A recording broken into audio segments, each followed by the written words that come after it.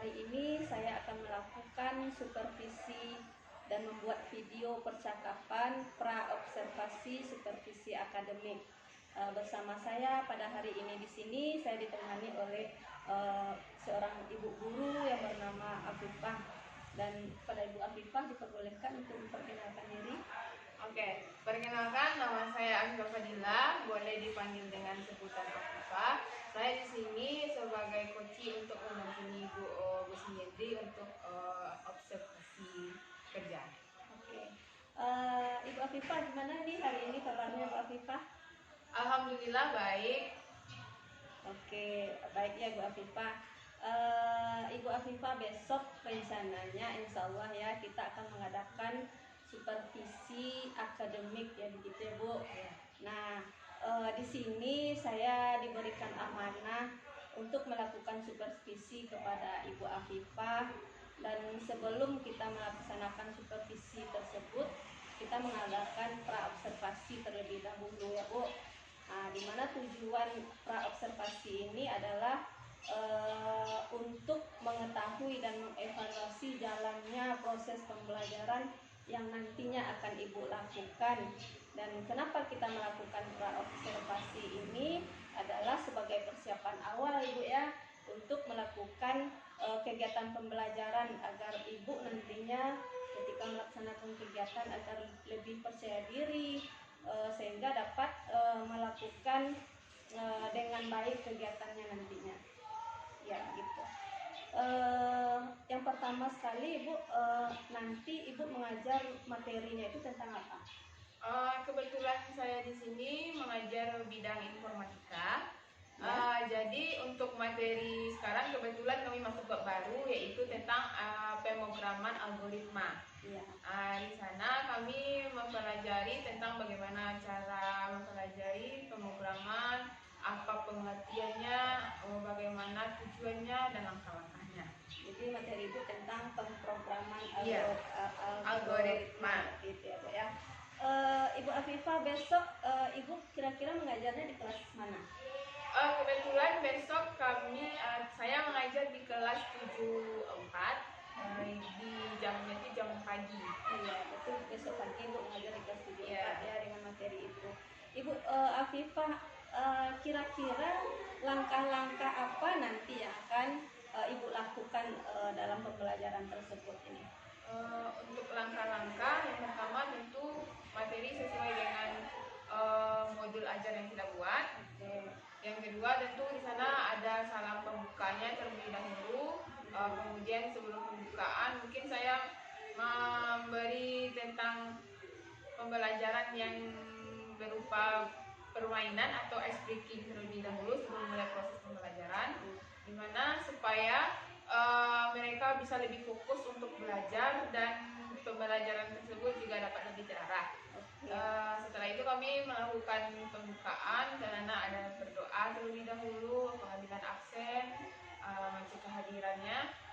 Setelah itu baru masuk ke materi inti, di mana seperti yang saya bilang tadi, kami masuk bab baru tentang pemrograman algoritma.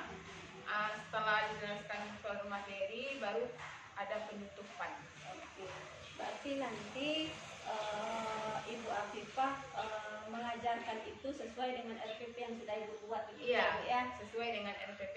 Ya, kira-kira ini Bu Afifah dalam melakukan pembelajaran setiap hari ini, apa sih yang biasanya muncul permasalahan ketika Ibu melaksanakan pembelajaran ini?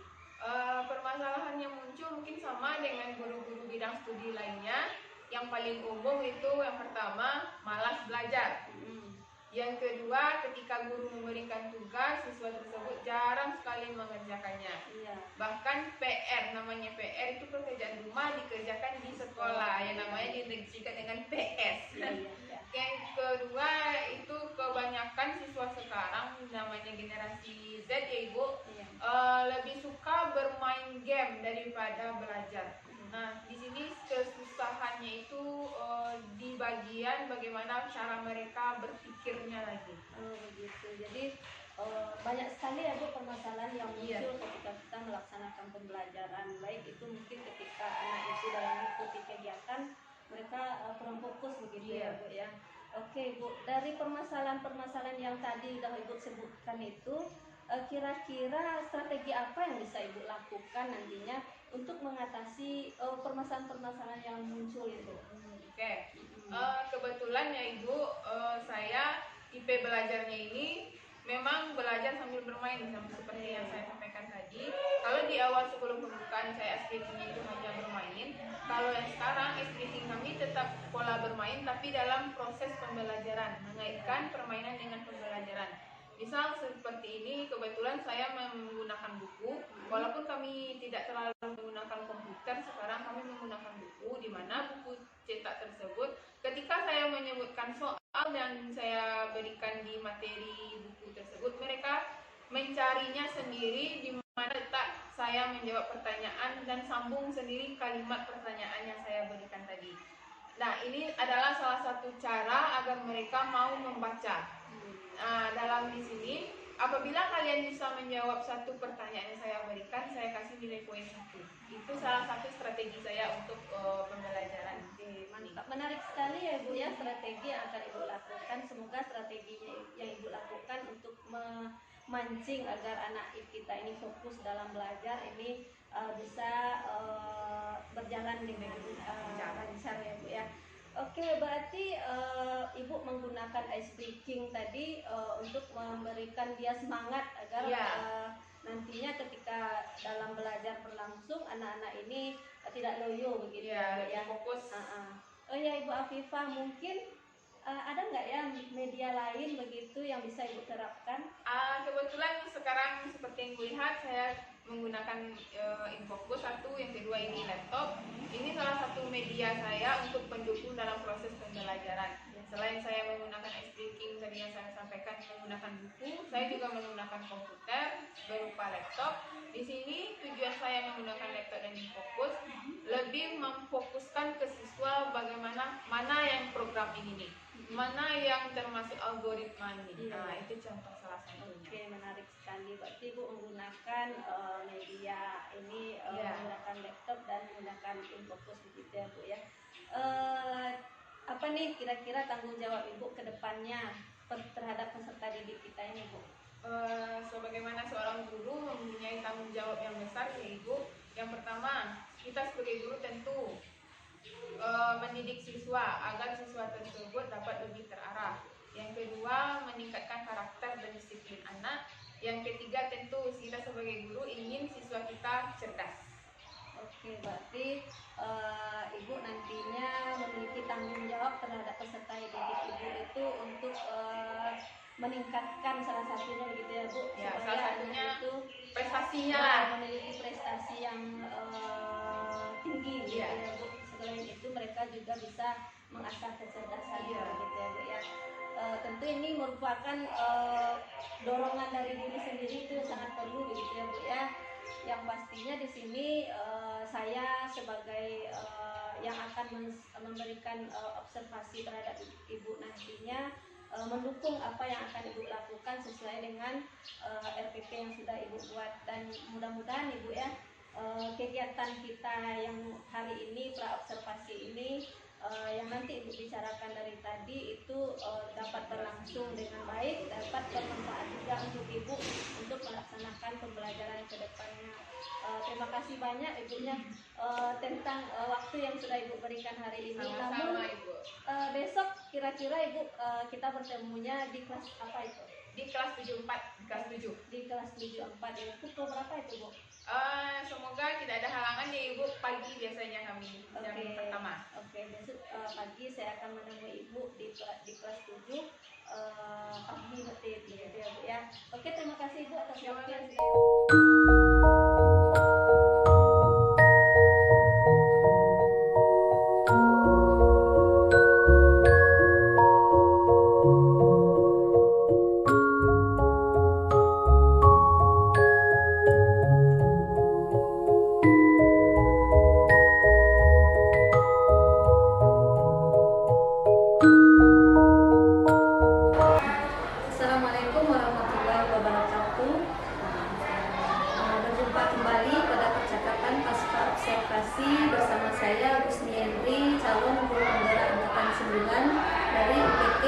SMP Negeri 04 Kabupaten Sulawesi Selatan. Hari ini saya ditemani oleh ibu guru cantik, ada Ibu Afifah Fadilah selaku rekan sejawat saya yang telah diobservasi pada kegiatan supervisi akademik. Dan saya juga hari ini ditemani oleh ibu pengajar praktik saya, yaitu Ibu Rona Elviriza. Selamat datang Ibu Rona. Assalamualaikum Ibu Afifah, Ibu Rona juga. Bagaimana kabarnya hari ini Ibu? Alhamdulillah baik, Bu. Ibu Rona, bagaimana kabarnya hari ini?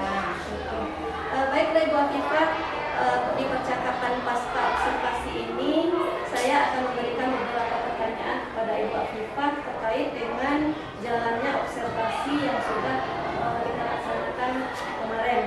Nah, ini saya akan memberikan beberapa pertanyaan. Yang pertama saya akan menanyakan sama Ibu Afifah, bagaimana nih perasaan Ibu terkait dengan berjalannya kegiatan observasi kelas yang sudah berlangsung kemarin? Untuk keterkaitan berjalannya observasi kelas kemarin, alhamdulillah lancar. Tapi mungkin ada beberapa kendala kecil yang terjadi di dalam kelas. Alhamdulillah, berarti lancar ya, masalah kendala kecil itu adalah sebuah Iya. seperti itu. Ibu Afifah, bisa kira-kira diceritakan kembali Ibu area pengembangan yang dilakukan di dalam kelas atau tahapan-tahapan pembelajaran apa yang sudah Ibu lakukan di dalam kelas kemarin? Untuk area pengembangan yang saya kembangkan di sini ada dua. Pertama dari segi pengetahuan, yang kedua keterampilan. Kalau untuk dari segi pengetahuan, di sini kita sama-sama ketahui siswa kita mempunyai kemampuan bicara pola pikir yang berbeda-beda. Satu anak dengan anak yang lain mungkin tentu kita tidak bisa membandingkan antara anak si A dengan anak si B, antara pola pikir anak si A dengan anak si B. Nah, kalau untuk segi pengetahuannya, saya di sini memberikan pertanyaan. Pertanyaannya ini berupa saya sambil bermain dengan mereka, maksud dalam arti bermain, biar pembelajaran ini tidak membosankan, ya Ibu. Kami juga memanfaatkan buku. Nah, anak kita zaman sekarang ini kan paling malas yang namanya belajar membaca. Nah, literasinya sangat minim sekali kalau menurut saya. Nah, di sini saya mau mencari solusi bagaimana cara anak ini bisa mau belajar tapi tidak membosankan. Nah, jadi saya putar otak bagaimana cara mereka mau belajar. Ya, dapatlah satu ide. Yang pertama, mereka saya alihkan untuk membuka buku. Silahkan baca saja dulu buku untuk pengenalan saja dulu pertama, di mana letak nanti akan saya pertanyakan. Kemudian setelah sekitar 5 menit atau 10 menit, setelah mereka membaca buku, kemudian saya akan melemparkan pertanyaan-pertanyaan yang ada di dalam buku. Nah, pertanyaannya itu berkaitan dengan pertanyaan menyambung, sambung jawab pertanyaan dari jawaban yang ada di dalam buku. Nah, siapa yang dapat akan saya kasih poin 1. Nah, setelah saya coba satu kelas pertama, alhamdulillah mereka excited, malahan anak yang malas belajar ikut termotivasi untuk ikut juga dalam permainan ini. Tujuan saya mengadakan permainan bukan untuk hanya sekedar bermain saja ya Ibu, tapi untuk mengembangkan pemikiran mereka juga. Setidak-tidaknya kita sama-sama diuntungkan di sini, guru diuntungkan, siswanya juga diuntungkan. Nah, yang kedua, saya menerapkan keterampilan. Nah, keterampilan di sini saya bukan hanya sekedar mencatat terus dinilai, tidak. Untuk mencatat ini, catatan ini saya targetkan dari halaman ini sampai ini, tapi catatan ini harus mereka rincikan kembali dalam artian kalau zaman dahulu guru kebanyakan CBSH ya Ibu, catat buku sampai habis. Kalau bagi saya untuk mencatat ini cukup kalian catat saja poin pentingnya saja, intinya saja. Karena kalau bisa dalam catatan mereka tuh saya juga minta sama mereka untuk berkreativitas di sana. Tidak harus catatan itu harus penuh catatan full satu lembar, tidak. Mana penting-penting saja. Contohnya saya sering bilang seperti ini, catatan itu paling perlu ambil saja poin-poin penting. Pengertian misalnya, langkah-langkah, tujuan, seperti itu. Kemudian dalam saya proses pembelajaran sama seperti hal yang biasa, tentu kita dalam proses pembelajaran ada salam pembuka dan salam penutup. Untuk salam pembuka tentu kita berdoa, mengambil absen terlebih dahulu, mencek kehadiran siswa kita supaya hadir atau tidak. Setelah itu kita masuk ke tujuan pembelajaran kita hari ini. Tujuan pembelajaran kita apa? Kebetulan saya di kelas 7 mengajar informatika, yaitu tentang materinya materi baru di tentang bab 8 algoritma, masuk materinya itu. Setelah menjelaskan tujuan per part-partnya, baru masuk kegiatan inti atau materi yang akan saya ajarkan. Nah, setelah masuk materi, mungkin di akhir pembelajaran saya akan memberikan tugas, mungkin berupa PR. PR ini saya kaitkan dengan lingkungan di sekitarnya. Berarti di sini ada pengembangannya, intinya ada dua, pengetahuan dan keterampilan. Baiklah Ibu, menurut Ibu Afifah nih sejauh mana area pengembangan yang sudah Ibu ceritakan baru ini, apakah pengembangan itu sudah berhasil atau belum gitu? Kalau dikatakan berhasil 100% belum ya Ibu. Dikatakan di sini setengah lah, 50-50 lah Ibu. Ada setengah berhasil, setengah gagal. Tapi mungkin di sini namanya kita masih belajar ya Ibu, tentu masih banyak kegagalan-kegagalannya. Oke, berarti masih ada yang perlu dikembangkan gitu ya Bu. Di dalam kegiatan pengembangan tadi itu, ketika dalam proses pembelajaran, kira-kira ada nggak kendala yang ditemui pada saat melakukan proses tersebut di dalam kelas? Kendala, berkaitan dengan kendala tentu ya Bu, kita sebagai guru pasti kalau ditanya guru A, guru B, guru C pasti mempunyai kendala-kendala masing-masingnya. Nggak mungkin kita, namanya kita guru mendidik peserta didik, namanya kita mendidik tentu ada permasalahan-permasalahannya. Salah satu kendala yang sering saya alami di kelas yang pertama, keaktifan siswanya.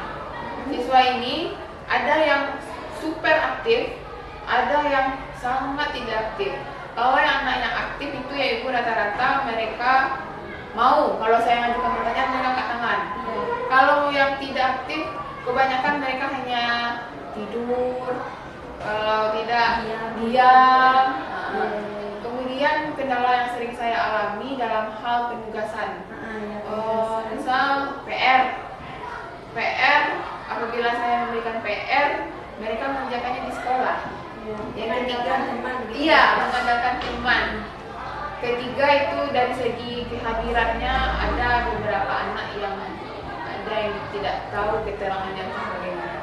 Berarti di dalam melakukan proses pembelajaran itu Ibu menemui beberapa kendala, di antaranya itu mungkin ada siswa yang kurang aktif ketika pembelajaran berlangsung. Kemudian ketika mereka diberikan tugas begitu ya Bu, mungkin mereka membuat tugas itu dalam kelas, artinya mereka mengandalkan teman di dalam sekolah gitu untuk bisa mereka memberikan tugas. Kemudian mungkin ada keterangan anak ini kehadirannya, apakah dia itu sakit atau bagaimana, tidak ada keterangan gitu ya Bu ya.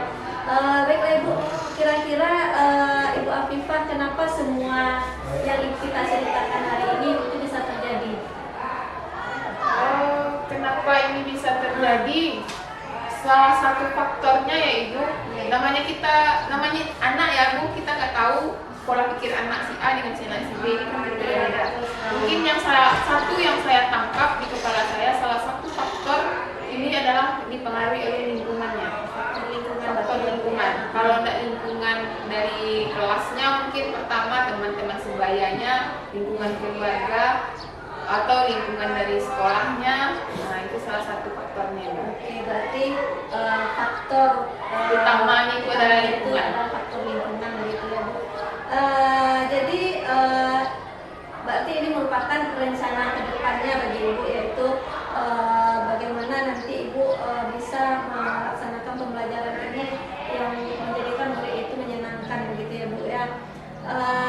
Dan pada saat nanti proses pembelajaran ke depan Ibu akan menerapkan yang merupakan kendala-kendala yang ditemui tadi.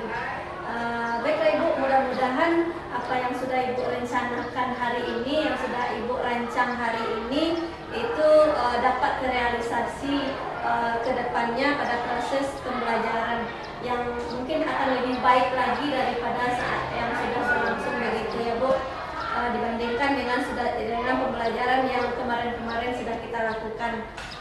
Dan Ibu, saya tunggu nanti cerita-cerita tentang pengalamannya Ibu Afifah, apakah kegiatan itu bisa direalisasikan atau belum. Nanti saya menunggu kapan Ibu bercerita pada saya.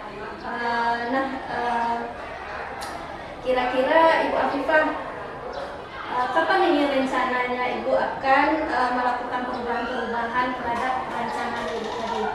Kalau kapannya secepatnya itu. Secepatnya berarti. Kalau bisa secepatnya. Secepatnya itu kapan itu kira-kira Bu? Waktunya Bu.